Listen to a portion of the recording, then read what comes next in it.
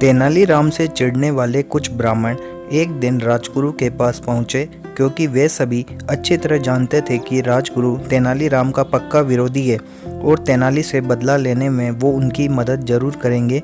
राजगुरु और ब्राह्मणों ने मिलकर सोचा, क्यों न तेनालीराम को अपना शिष्य बनाने का बहाना किया जाए। शिष्य बनाने के नियमानुसार तेनालीराम के शरीर को दागा जाएगा और इस प्रकार हमारा बदला भी पूरा हो जाएगा। फिर राजगुरु उसे निम्न कोटि का ब्राह्मण बताकर अपना शिष्य बनाने से इनकार कर देंगे।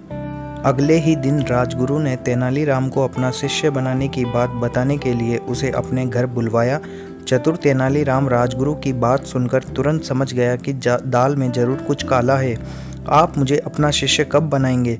तेनालीराम ने कुछ इस अंदाज में पूछा कि राजगुरु को उस पर बिल्कुल भी शक न हो। इस मंगलवार को मैं तुम्हें अपना शिष्य बनाऊंगा।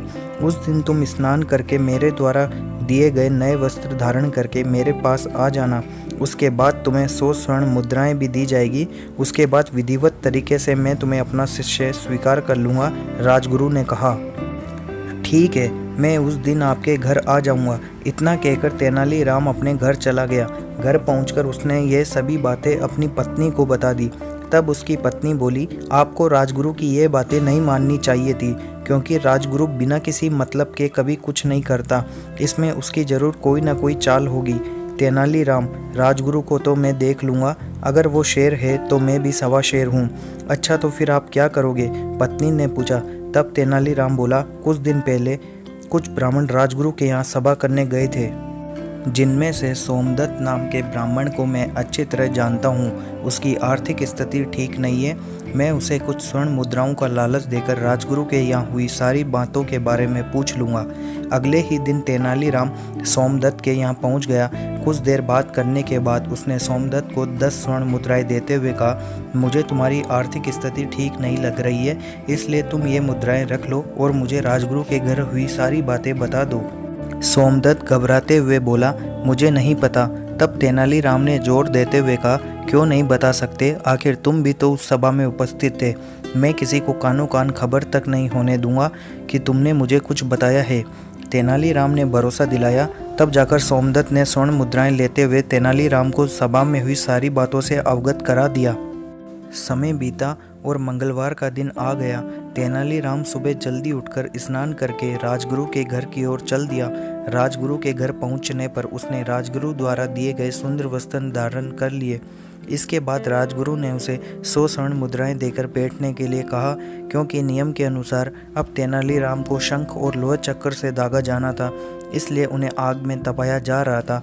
जैसे ही वे पूरी तरह तप गए, तभी तेनालीराम 50 स्वर्ण मुद्राएं राजगुरु की ओर फेंकते हुए बोला, आधी ही बहुत है, आधी आप वापस रख लीजिए। इतना कहकर तेनाली वहां से भाग गया। अब राजगुरु और ब्राह्मण भी तपे हुए शंख और लोह चक्र लेकर तेनालीराम के पीछे पीछे दौड़ने लगे।